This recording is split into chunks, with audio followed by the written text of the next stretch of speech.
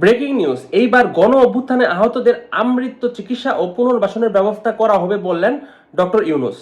তো আজকে দৈনিক ইত্তেফাকে একটি গুরুত্বপূর্ণ নিউজ প্রকাশিত হয়েছে, যেখানে এই তথ্যটি উঠে আসছে। যারা এই গণ অভ্যুত্থানে অংশগ্রহণ করে আহত এবং নিহত হয়েছেন তাদের পরিবারদের আজীবন তারা সুযোগ সুবিধা দেবে। তো কি কি সুযোগ সুবিধা এর ভিতরে অন্তর্ভুক্ত থাকবে, এটি উঠে এসেছে আজকের এই গুরুত্বপূর্ণ নিউজে। তো এখানে যেটি লেখা রয়েছে সেটি আমি আপনাদের হুবহু পড়ে শোনাবো। প্রধান উপদেষ্টার বিশেষ সহকারী ডাক্তার সাইদুর রহমান বলেছেন, গণ অভ্যুত্থানে আহতদের আমৃত্যু চিকিৎসা ও পুনর্বাসনের ব্যবস্থা করা হবে।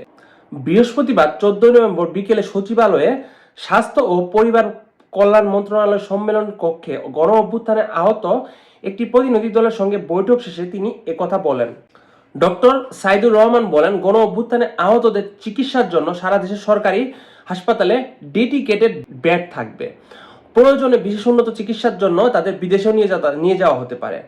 ডক্টর সাইদুর রহমান বলেন, আহতদের একটি ইউনিক আইডি কার্ড থাকবে, সেটি তৈরি হওয়ার পর সুবিধা প্রাপ্তি নিশ্চিত হবে। চিকিৎসার ক্ষেত্রে সব সরকারি প্রতিষ্ঠান থেকে সারা জীবন বিনামূল্যে চিকিৎসা পাবেন তারা। যেসব বেসরকারি হাসপাতালের সঙ্গে সরকারের চুক্তি হবে সেখানে পুরো বা আংশিক খরচ সরকার বহন করবে। তিনি আরো বলেন, এতদিন ব্যক্তিগতভাবে যত খরচ হয়েছে তার যথাযথ তথ্য দিলে ফেরত দেওয়া হবে তার সকল টাকা পয়সা। চোখ হারানোদের শিক্ষাগত যোগ্যতা ও সামর্থ্যের সঙ্গে যথাযথ প্রশিক্ষিত করে ওনাকে ও পরিবারকে সহায়তা করা হবে। পঙ্গুত্ব বরণকারীদের সাধ্যমতো চিকিৎসা দেওয়া হবে।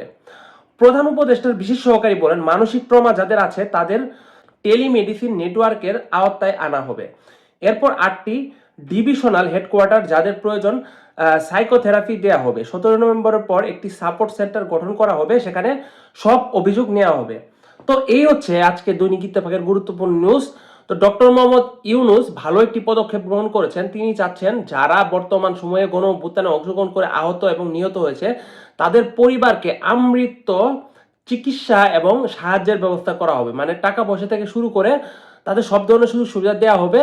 এই ব্যবস্থাটা তারা নিতে পারবে শুধুমাত্র যখন তাদের একটি কার্ড হবে, তাদের জন্য একটা নির্দিষ্ট কার্ড থাকবে। সেই কার্ডগুলো তারা হাতে পাওয়ার পর তারা এই সুযোগগুলো গ্রহণ করতে পারবে, তার আগে তারা পারবে না। এবং তারা যে পরিমাণ টাকা পয়সা খরচ করেছে তাদের চিকিৎসার জন্য নিজের পকেট থেকে, সেগুলো প্রমাণাদি দেওয়ার পর সরকার তাদের টাকা পয়সাগুলো পরিশোধ করে দেবে এবং তাদের চিকিৎসার জন্য ভবিষ্যতে আর কোনো টাকা পয়সা খরচ হওয়ার কোনো সম্ভাবনা নেই।